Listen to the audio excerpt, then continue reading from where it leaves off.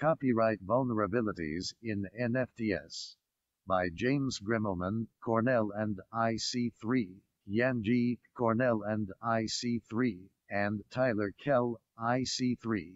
Many NFT and DAOs are designed to provide new, or more convenient ways to own and sell creative works. People's Everydays, the first 5,000 days, sold at auction for $69 million. Some observers think that the Bored Ape Yacht Club's spectacular rise is due to its permissive copyright approach. Some artists and developers are diving in headfirst. But at the same time, many of these projects have run into copyright trouble due to confusion about how copyright applies to NFTs. When the Spiced Out bought a copy of the lavishly illustrated pitch book that director Alejandro Jodorowsky made for a never-filmed version of Dune, some participants hoped that buying the book would allow them to bring Jodorowsky's vision to the screen. But this plan was quickly scrapped when owners of the Dune copyrights vetoed the idea. Right-clickers saved JPEG copies of the artwork from popular NFTs. The owners of those NFTs say this is copyright infringement. Only one of the two can be right. Quentin Tarantino and Miramax are locked in litigation over the rights to pulp fiction NFTs. Too many NFTs to count use stolen art.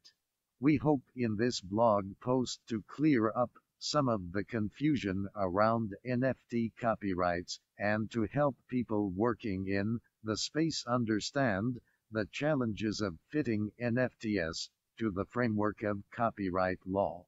Our bottom line is simple: ownership of an NFT can be used to give the owner substantial control over a creative work, but that control is not automatic. Copyright law does not give an NFT owner any rights unless the creator takes affirmative steps to make sure that it does. Our survey of some existing NFT projects and their licenses reveals that very few of them take all of the necessary steps needed to make NFT copyrights behave the way that community members expect. Thinking through the legal issues should be part of the NFT design process, not an afterthought. On-chain and off-chain assets.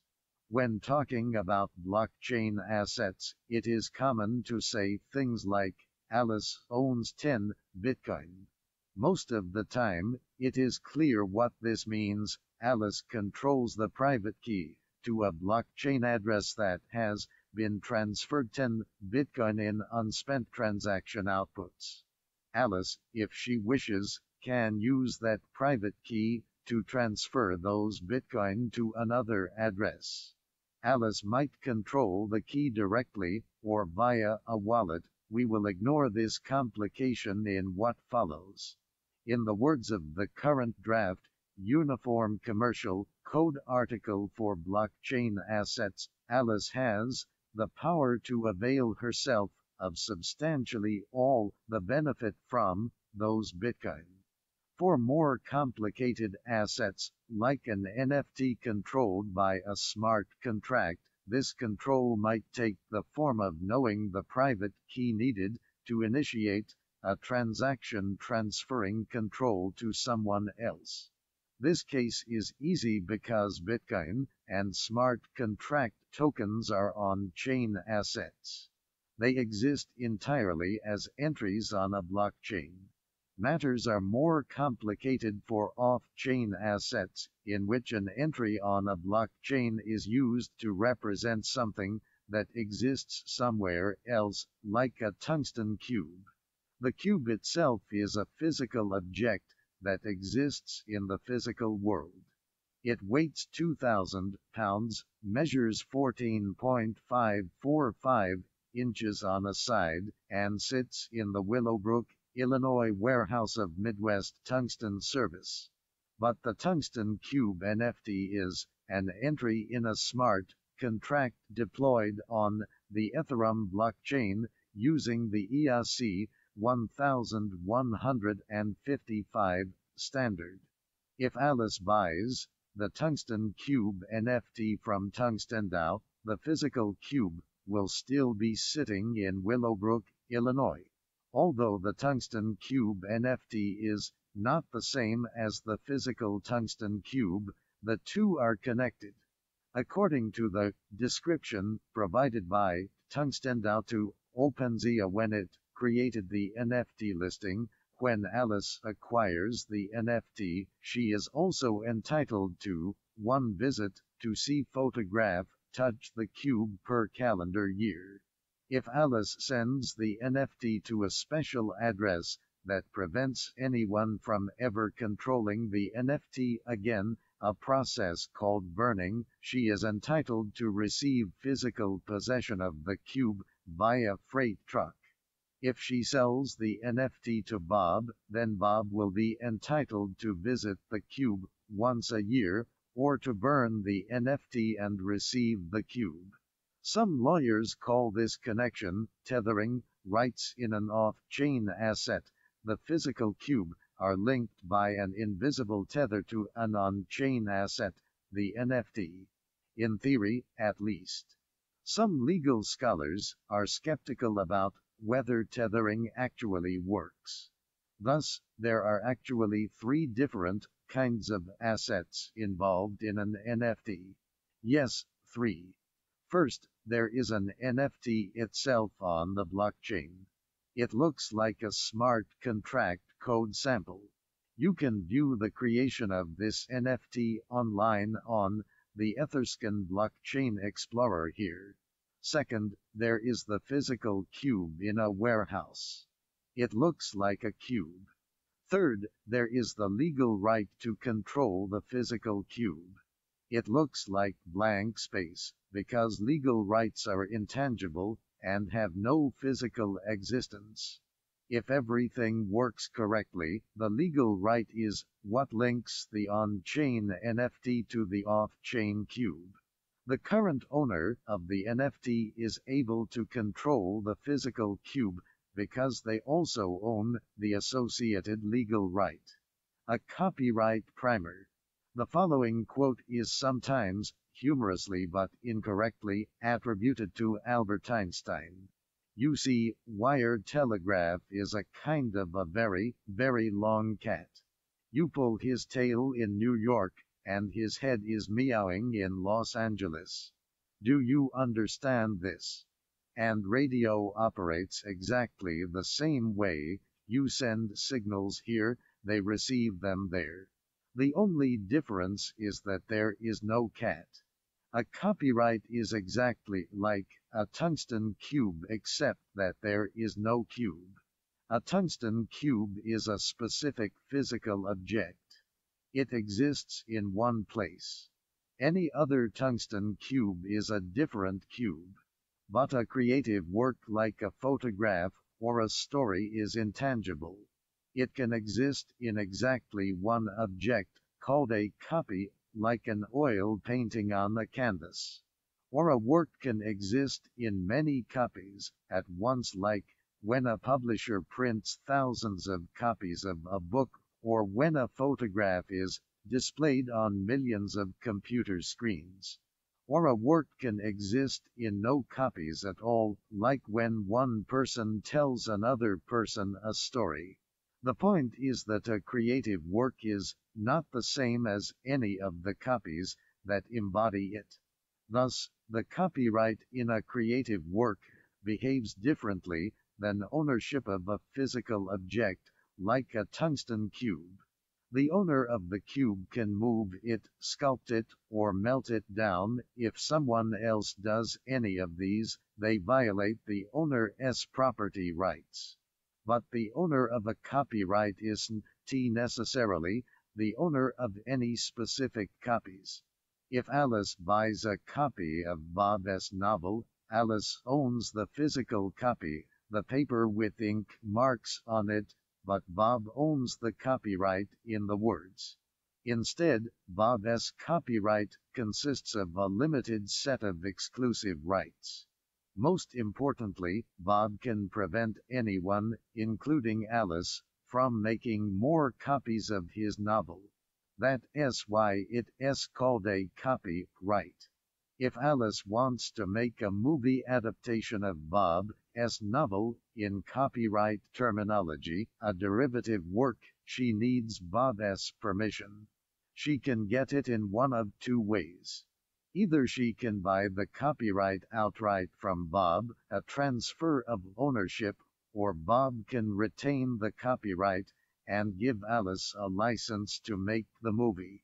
The difference is that if Alice becomes the new owner via transfer, she can now decide whether to authorize other uses like graphic novels and action figures.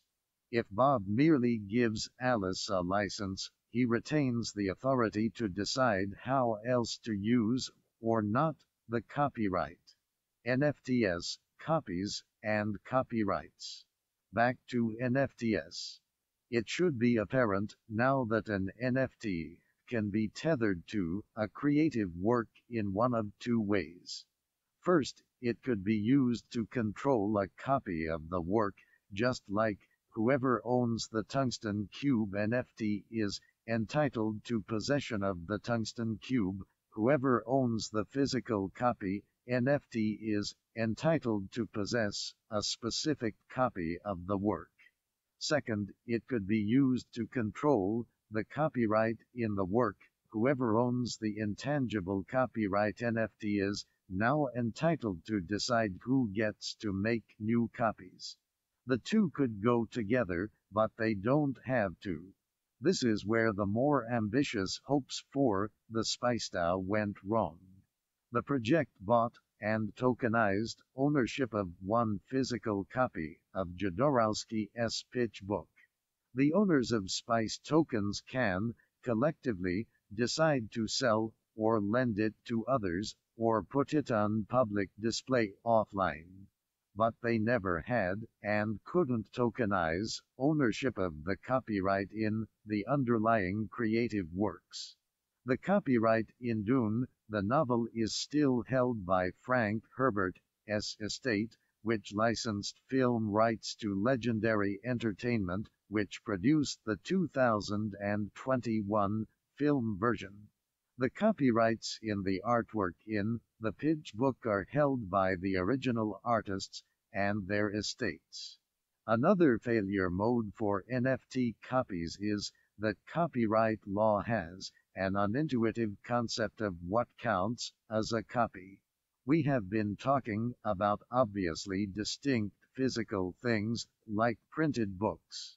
But copies, under U.S. copyright law, include any material objects in which a work is fixed by any method now known or later developed, and from which the work can be perceived, reproduced, or otherwise communicated, either directly or with the aid of a machine or device.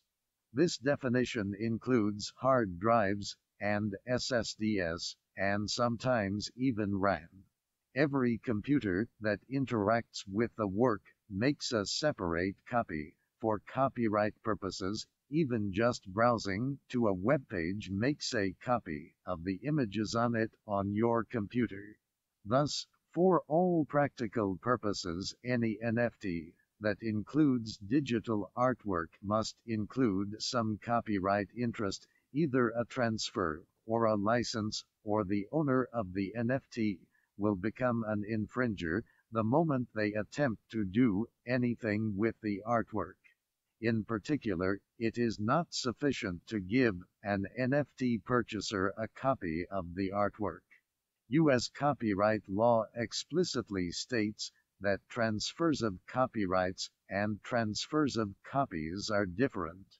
Transfer of ownership of any material object, including the copy or phonorecord in which the work is first fixed, does not of itself convey any rights in the copyrighted work embodied in the object, nor, in the absence of an agreement, Does transfer of ownership of a copyright, or of any exclusive rights under a copyright, convey property rights in any material object?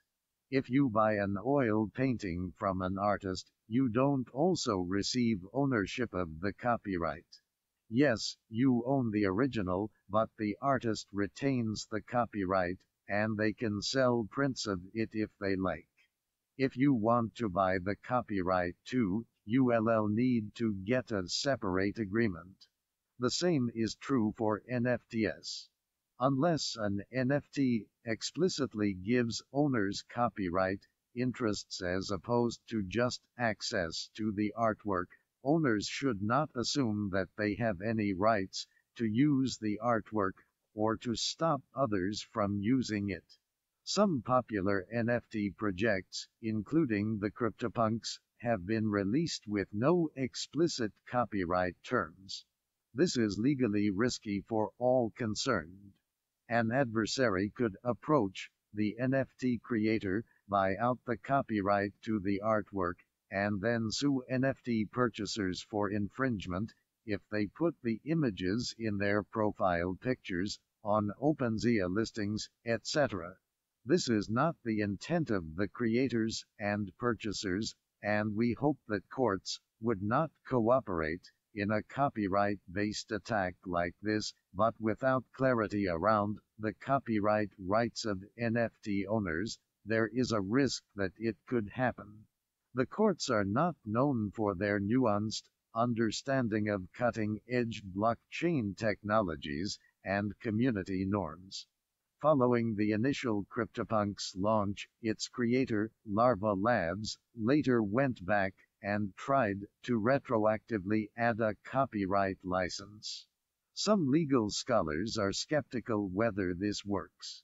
Even more recently, Yuga Labs acquired the rights to the CryptoPunks and announced its intention to grant commercial rights to token owners. While many CryptoPunks owners will welcome this changing license terms after the initial launch, and minting is trickier than granting them up front. Even more blatantly, some NFTs create copyright trouble by using artworks stolen from artists, or famous works that the NFT creators have no connection with and no license from. Copying these works as part of the NFT marketing, for example for OpenSea listings, can be copyright infringement. In addition, an NFT creator could be engaged in false advertising by implying that NFT owners will receive rights in these stolen works. Indeed, because copyright infringement is strict liability, NFT owners who make copies of stolen art could also be liable for infringement, even if they were misled by the NFT creator into thinking that it was properly licensed. While straight-up scam artists are unlikely to care about infringement, it is unfortunate that many well-meaning projects also seem to believe that minting an NFT of a work somehow automatically brings with it some copyright interest in the work. One particularly tragic example is Andy Williams, who created an NFT of TV video footage depicting his daughter's murder. Parker was apparently advised that creating an NFT would give him enough of a copyright in the footage to have it removed from sites like Facebook and YouTube. But copyright doesn't work that way. The television station that filmed the footage owns the copyright. Parker can't change that by minting an NFT of it. Another related myth of NFTs is that minting one helps enforce copyright against infringers.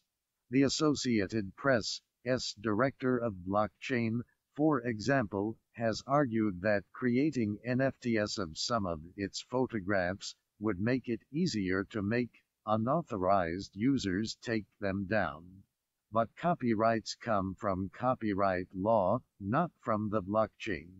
The process to file a copyright lawsuit or a DMCA takedown notice isn't made any easier by having an NFT of the work. To be sure, in a Web3 future where absolutely everything is on the blockchain and nothing is possible unless it is approved by a blockchain transaction, it would be technically impossible to post a photograph without an explicit license from the copyright owner. But first, that world is not the world of today, and second, a world where speech is impossible without advance permission would be profoundly dystopian. It would run completely against the values of freedom and openness that blockchain is supposed to stand for. Copyright transfers are hard. Actually ensuring that NFT owners have the copyrights they think they do is also a subtler problem than it appears. Consider the following passage from the Bored Ape Yacht Club Terms and Conditions. You own the NFT. Each Bored Ape is an NFT on the Ethereum blockchain. When you purchase an NFT, you own the underlying Bored Ape, the art, completely. This looks like it tethers ownership of the copyright to ownership of the NFT. Suppose that Woodchuck Labs uses these terms for its Woodchuckers NFTs. When Alice buys a Woodchucker NFT, she acquires the copyright. When she sells the NFT to Bob, he acquires the copyright. In copyright terms, there is a transfer of copyright ownership to Alice when she buys the NFT, and then another one from Alice to Bob when she sells him the NFT. Full ownership of the copyright lets Alice use the artwork, for example, to display in her Twitter profile inside a hexagon. It also lets her sue for infringement if she wishes any right-clickers who download and display the artwork. Unfortunately, copyright doesn't work this way. The problem is that U.S. copyright law sets a high threshold for what it takes to transfer ownership of a copyright. Section 204A of the Copyright Act states, a transfer of copyright ownership, other than by operation of law, is not valid unless an instrument of conveyance or a note or memorandum of the transfer is in writing and signed by the owner of the rights conveyed or such owner's duly authorized agent. Emphasis added. The writing part isn't a problem. The terms on the website count as a writing under federal law. The bigger issue is that the BAYC terms aren't signed by the copyright owner, Woodchuck Labs. Without a signature, it is not possible to pass ownership of the copyright to Alice. In theory, Woodchuck Labs could fix the lack of a signature at this first step by modifying the terms to add a signature line. Under the e-Sign Act, even a digital signature like a person's name printed in a script typeface can be a process. Attached to or logically associated with a contract or other record and executed or adopted by a person with the intent to sign the record, emphasis added. Indeed, courts have held that clicking I agree to a website's terms when you create an account is enough to show the intent to sign. There are some timing issues, like the ones with the CryptoPunks relicensing, but that's an issue for another time. Unfortunately, there is a bigger problem. It arises when Alice decides to resell the woodchucker to Bob. The intent of the BAYC terms is that Bob now owns the copyright and Alice doesn't. But thanks to the signature requirement, that's not what happens. There is no signed transfer of copyright from Alice to Bob. Without a signed transfer, Alice still owns the copyright, not Bob. This is where the difference between smart contracts and legal contracts rears its head.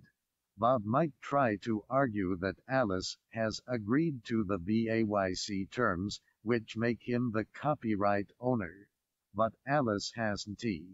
As far as she is concerned, the BAYC terms are just a bunch of words on a website somewhere. The copyright system wasn't created with digital tokens in mind, and doesn't know about them. As far as it is concerned, Alice owns the woodchucker copyright, and hasn't done anything to give up ownership. Legal contracts typically only bind the people who explicitly agree to them. True, Alice has invoked an ERC 721 smart contract transfer from method to transfer the Bored Ape to Bob, and applied her cryptographic signature to the smart contract transferring the NFT to Bob. But that method is a smart contract term, not a legal contract term. The smart contract doesn't say anything about copyright or link to the BAYC terms. Even if it did, there would be no guarantee that Alice had read or even knew about those terms. She would not have attached her cryptographic signature to a transaction attached to or logically associated with a legal contract, with the intent to sign it in a legally binding sense. Getting from smart contract to legally binding terms is a hard and subtle problem.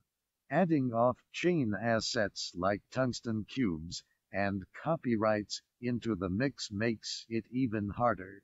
Changing ownership of these assets requires off-chain effects, but since smart contracts exist on the blockchain, it is entirely possible to interact with them without ever invoking any additional contract terms.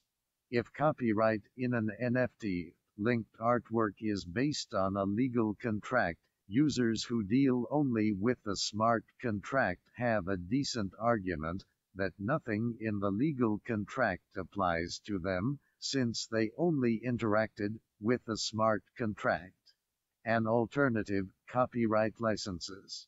There is another way to structure NFT copyrights that avoids the signed writing problem. Instead of a transfer of ownership, which passes full copyright ownership to each owner of the NFT creator could use a copyright license. The creator holds on to ownership of the copyright and gives a license directly to each successive NFT owner.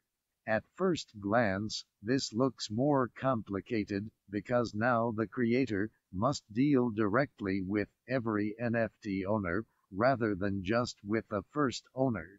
But it has a substantial advantage, which is that copyright licenses don't need to be signed the way that copyright transfers do. Indeed, they don't even need to be in writing, although for any economically serious transactions, writing down the terms is much safer. Carol and Woodchuck Labs don't need to rely on Alice and Bob to get the signed transfers right. Instead, Woodchuck Labs can simply write its terms so that it directly gives a license to every NFT owner automatically as soon as they acquire the NFT. There are good precedents for this approach in free and open source software licensing. The new General Public License, for example, says, each time you convey a covered work, the recipient automatically receives a license from the original licensors to run, modify, and propagate that work, subject to this license. You are not responsible for enforcing compliance by third parties with this license. And the Creative Commons Attribution License says, every recipient of the licensed material automatically receives an offer from the licensor to exercise the licensed rights under the terms and conditions of this public license.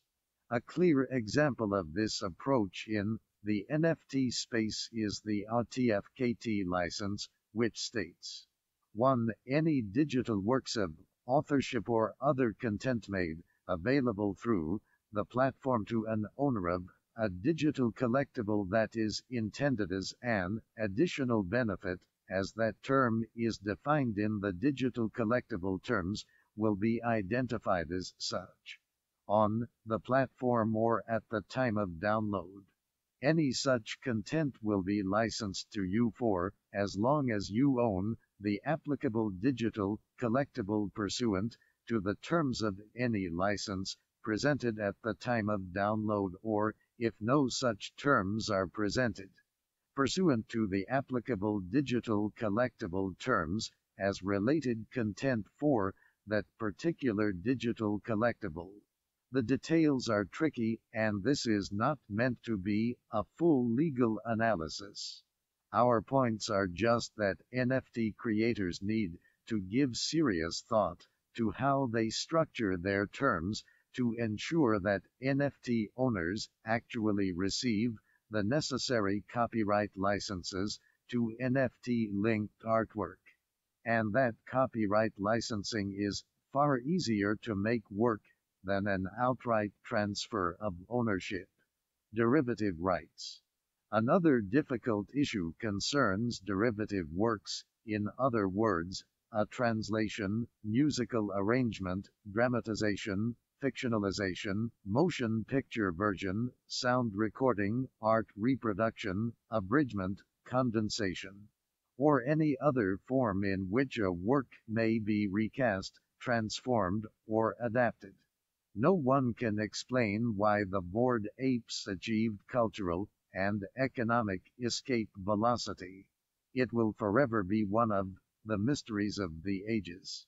But one factor, at least, is sometimes said to be that the Bored Apes terms allow owners to make more extensive derivative works based on them, while the NFT license allows owners to use the art for their own personal, non-commercial use, and for projects earning up to $100,000 per year. The BAYC terms allow unrestricted commercial use of the artworks.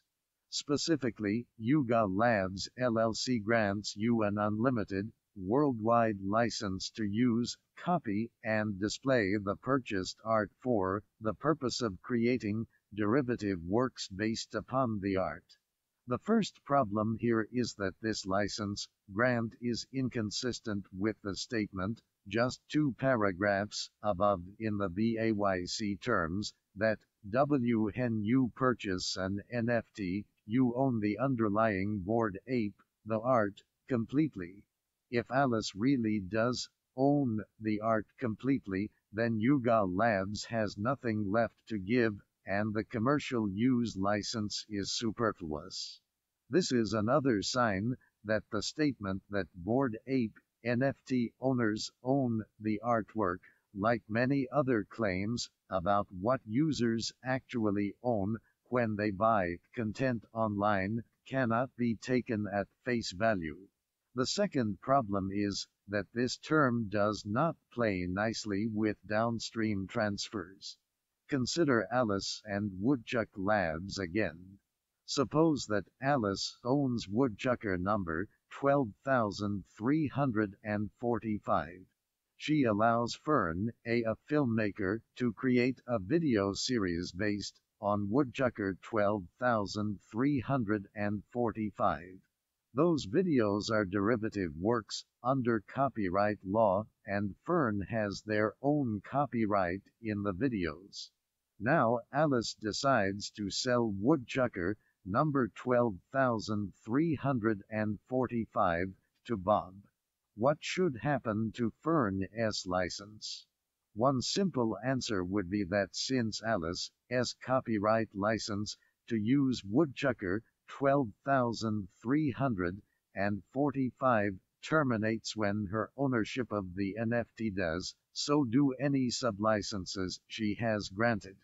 That would mean that the videos stop being licensed the moment Alice sells to Bob, and Fern becomes a copyright infringer if they continue to show the videos. This is terrible from Fern's perspective, having invested time and money into making the videos. It is also terrible from Alice's perspective, because Fern ought to be very reluctant to pay money to license Alice's rights if Alice can always back out by selling the NFT to Bob. So this solution effectively makes the derivative work rights unmarketable. Another answer would be that Fern's license continues in full force.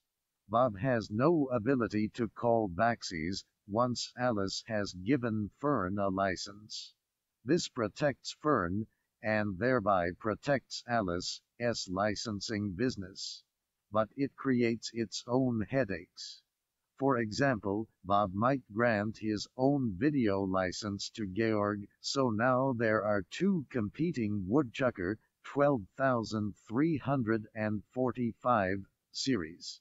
Fern will be furious, but what can they do about it? If their lawyers are good, Fern will have insisted that Alice make the video license exclusive, so that Alice can no longer license anyone else to make a video series. But this is a private contract between Alice and Fern. Bob didn't sign it, and isn't bound by it. Bob got his copyright license directly from Woodchucker Labs, without the exclusivity limitation that Alice promised to Fern. So maybe the licenses ought to travel with the NFT itself. This happens all the time with real estate. If Alice owns a parcel of land and grants Telecorp an easement to run a fiber optic cable under one corner of her land, the easement will still exist after Alice sells the land to Bob. It is said to bind the owner's successors, or to run with the land. That is, the easement is attached to and limits, or burdens, the legal right to the land itself. It is not just a personal promise from Alice to Telecorp. When Bob buys the land from Alice, he steps into her shoes. He succeeds not just to her rights in the land, for example to build a house or grow crops, but also to her obligations to allow Telecorp to continue to operate the cable. Similarly, we could imagine that when Bob buys the NFT from Alice, he steps into her shoes. He succeeds not just to Alice's rights in the Bored Ape 12,345 copyright, such as the right to make glossy art prints, but also to any limitations or obligations Alice has taken on, such as the exclusive video license to Fern. Now Bob is not free to license Georg to make a second video series. Perhaps this is a good solution, or perhaps not.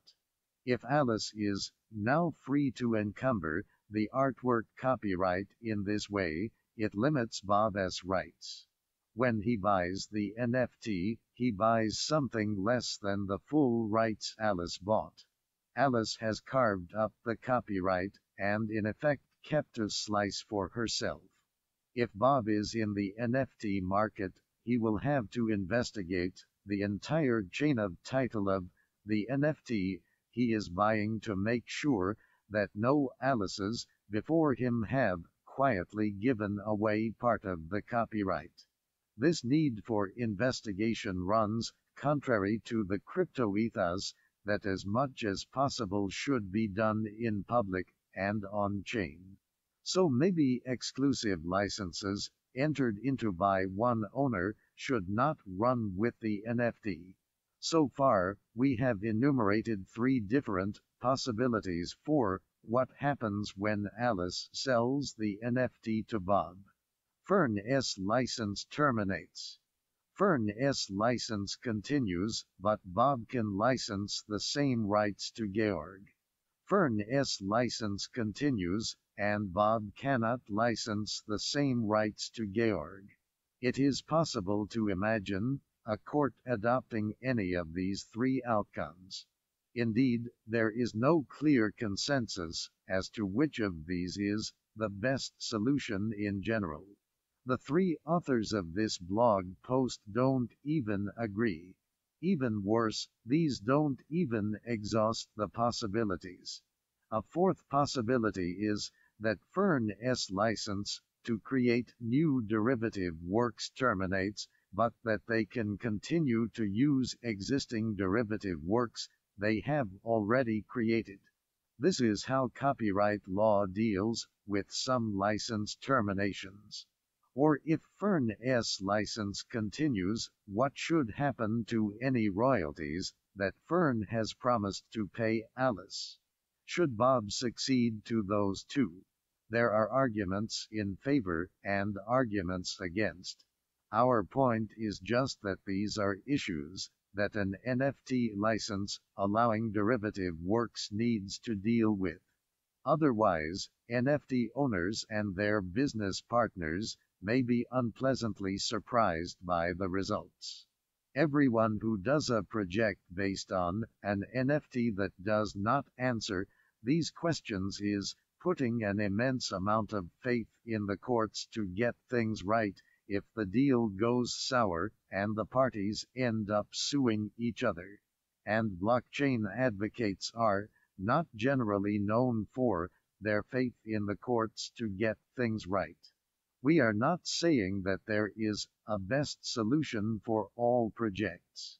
This is one reason among many that we are not providing our own proposed license text.